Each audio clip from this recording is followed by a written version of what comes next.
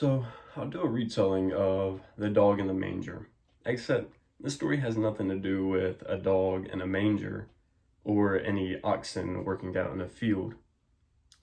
This story, rather, it has to do with a high school football team. And it has to do with two boys specifically. One's name is Danny, the other's name is Kevin. Danny and Kevin both love playing football.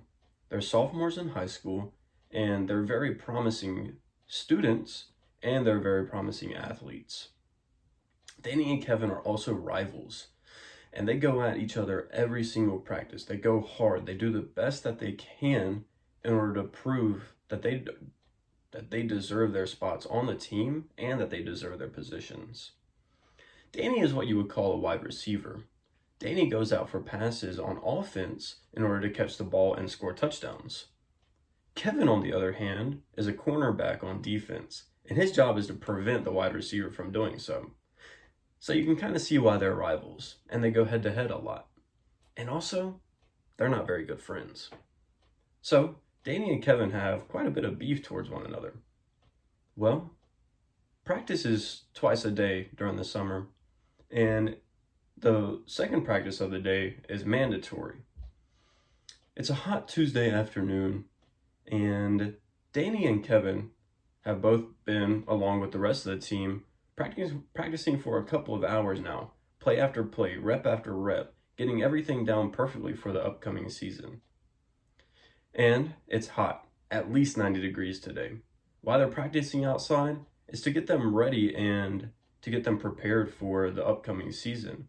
But they also need their water breaks so that they don't get dehydrated.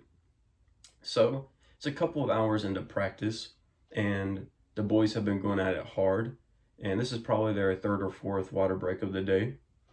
And Kevin, who is pretty prideful, he thinks very highly of himself, and he is actually very good at his position. But he's also a bit arrogant and thinks he is the best player on the team. He's the first one to get to the water. And so he's sitting there at the water bucket, and he is hogging all the water and letting none of the other defensive players get any water. And the offense is still going over some of their plays. They're just kind of going over in their minds what's going on, talking about how the plays were going and what they can improve on. And eventually they make their way over to the water bucket as well. Well, Danny sees that Kevin still hasn't given up any of the water. And so Danny says, "Hey, Kevin, get off the water, man. We're all thirsty. We're all tired. We're all hot. And we all need some water as well." And Kevin just kind of ignores him. And Danny again says, "Kevin, man, give up the water. We're thirsty. We're tired. We want some too."